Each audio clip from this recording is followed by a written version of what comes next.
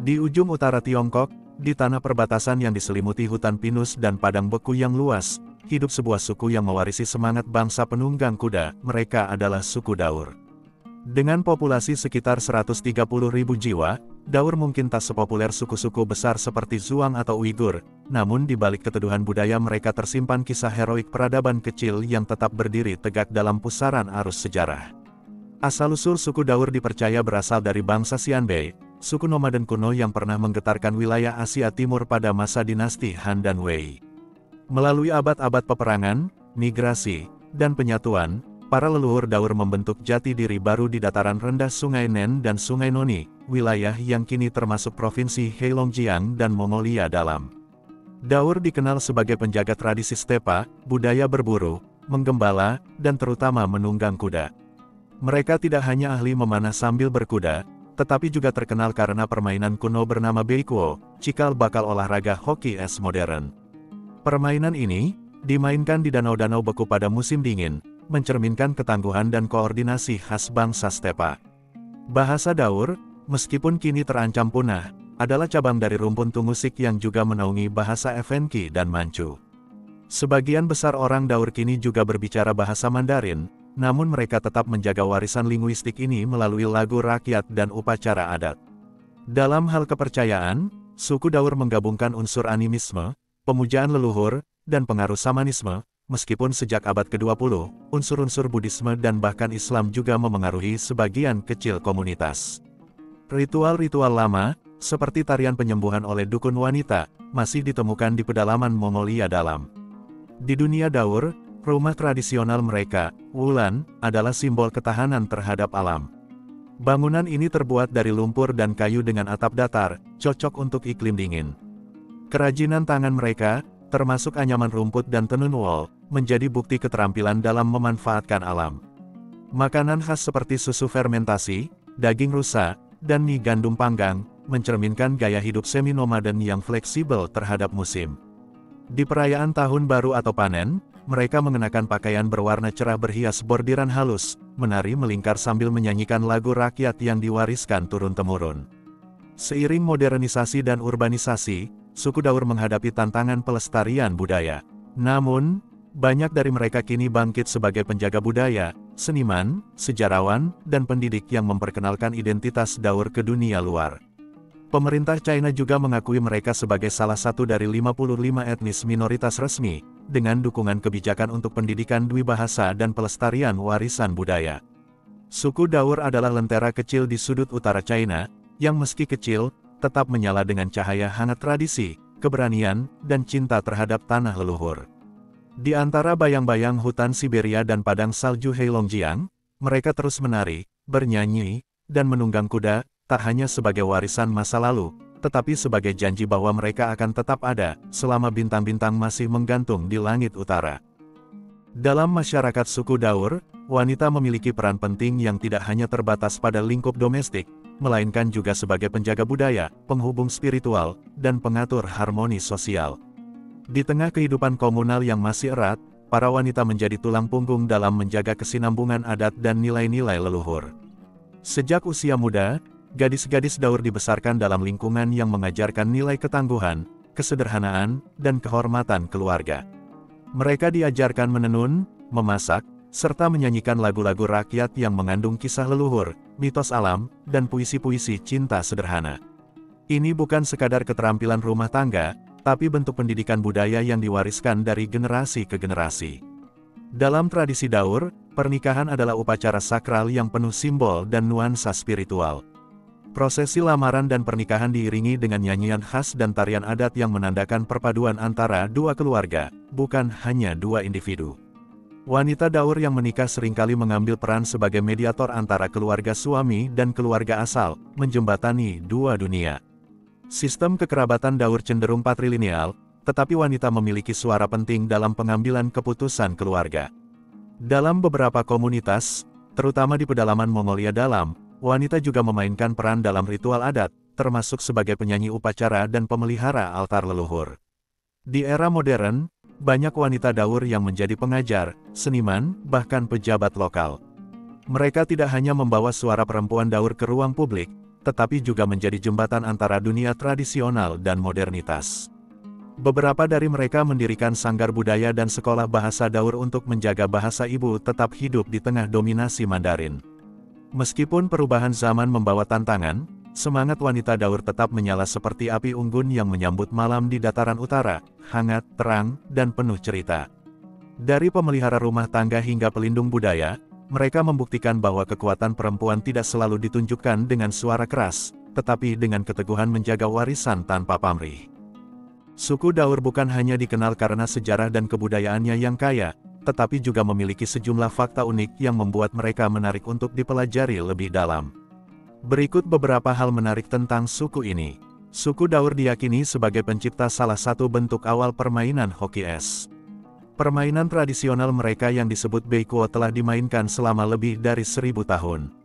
Berbeda dari hoki modern, beikuo dimainkan di danau yang membeku menggunakan tongkat kayu melengkung dan bola dari akar tanaman. Permainan ini menjadi bagian penting dari kegiatan musim dingin dan dianggap sebagai warisan budaya nasional di Tiongkok. Bahasa Daur adalah bagian dari rumpun Mongolik, namun memiliki ciri khas tersendiri yang membedakannya dari bahasa Mongol standar. Sayangnya, bahasa ini kini berada di ambang kepunahan karena banyak anak muda yang lebih memilih menggunakan bahasa Mandarin dalam kehidupan sehari-hari. Beberapa upaya revitalisasi sedang dilakukan oleh komunitas dan akademisi untuk mengajarkan kembali bahasa ini di sekolah-sekolah lokal. Masyarakat Daur sangat menjunjung tinggi nilai kekeluargaan. Dalam budaya mereka, keluarga besar tinggal bersama dalam satu kompleks rumah dan memiliki struktur sosial yang erat. Sistem kekerabatan ini juga mencakup aturan adat mengenai pernikahan, pewarisan, dan tanggung jawab antar anggota keluarga. Suku Daur memiliki sistem kepercayaan tradisional yang menekankan penyembahan roh leluhur dan kekuatan alam. Mereka percaya bahwa roh leluhur tetap hidup dan berperan dalam melindungi keturunan mereka. Upacara persembahan makanan dan ritual pemanggilan roh dilakukan secara berkala untuk menjaga hubungan spiritual dengan para leluhur. Salah satu keahlian khas suku Daur adalah kerajinan anyaman rotan.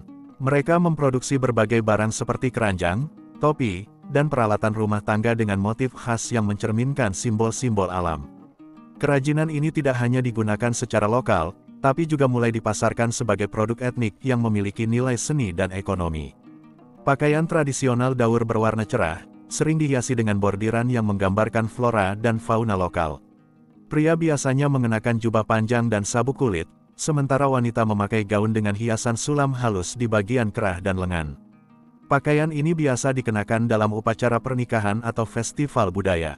Dengan kekayaan budaya dan ciri khas yang unik, suku Daur menjadi salah satu contoh penting bagaimana tradisi kuno tetap hidup di tengah dunia modern.